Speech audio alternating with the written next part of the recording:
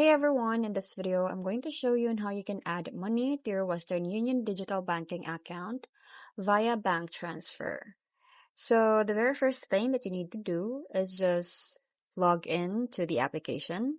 So just open the Western Union digital banking app on your device and then navigate to add money from the main menu. You will see it in here, this one. Just click on this one and then choose the transfer from another bank option.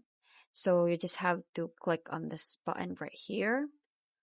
So after that, just tap on add money now. So you just really have to initiate the transfer. And then right after doing that, your Western Union digital banking account details such as IBAN will be displayed, such as so here, your digital banking account details will be displayed right here. So this one is specifically for the IBAN. You have to copy this one because we're going to be using it after this.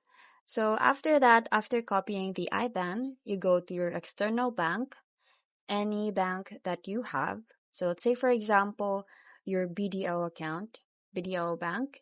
So you have to log into that platform and then initiate a transfer using the CAPID account details like the IBAN. So from there, you just have to tap on transfer and then um, fill in all the details like the IBAN, the receiver's name, and everything.